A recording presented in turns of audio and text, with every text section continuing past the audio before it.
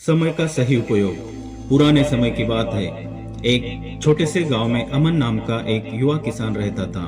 अमन मेहनती था, लेकिन उसकी एक आदत थी जो उसे हमेशा परेशान करती थी।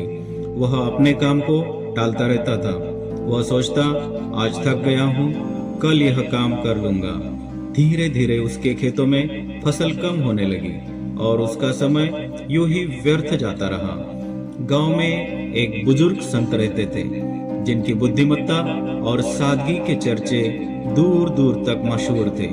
एक दिन अमन उनके पास गया और कहा, गुरुजी, मैं बहुत मेहनत करता हूँ, लेकिन फिर भी मेरे पास समय की कमी रहती है।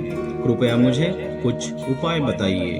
संत ने मुस्कुराते हुए अमन को एक कागज और कलम दी और बोले, अमन, अपने दिन भर के कामों की एक सूची बनाओ। सबसे जरूरी काम पहले लिखो और जो कम जरूरी है उन्हें बाद में। अब मैं तुम्हें एक कहानी सुनाता हूँ। एक बार एक शिक्षक ने अपनी कक्षा में छात्रों को एक खाली मटकी दिखाई। उसमें उन्होंने पहले बड़े बड़े पत्थर डाले और पूछा, क्या यह मटकी भर गई है? छात्रों ने कहा, हाँ। फिर उसने छोटे छोटे कंकड़ डाले जो पत्थरों के बीच की जगह में समा गए। शिक्षक ने फिर पूछा, अब क्या यह भर गई है? छात्रों ने फिर कहा, हाँ। इसके बाद शिक्षक ने उसमें रेत डाली जो कंकड़ों के बीच की जगह में चली गई। अंत में उसने पानी डाला जो रेत के बीच समा गया। संत ने अमन से पूछा, इस कहानी का क्या मतलब है? अमन सोच में पड़ गया।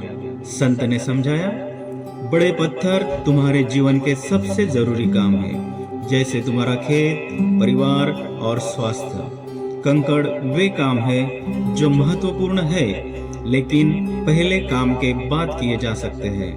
रेत और पानी वे चीजें हैं जो जिंदगी को सुंदर बनाती है, पर जरूरी काम के बाद ही आती है। अगर तुम पहले रेत और पानी से मटकी भरने लगोगे तो बड़े कामों के लिए जगह नहीं बचेगी। अमन ने संत की बात समझ ली। उसने तय किया कि अब वह अपने समय का सही उपयोग करेगा। उसने हर दिन की शुरुआत अपने सबसे जरूरी कामों से करनी शुरू की। धीरे धीरे उसकी मेहनत रंग लाई और उसका खेत फिर से लहलहाने लगा।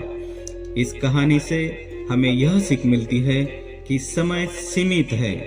अगर हम इसे सही तरीके से प्राथमिकताएं तय करके इस्तेमाल करें तो न केवल हमारे जीवन में सफलता आएगी, बल्कि हमें संतोष और खुशी भी मिलेगी।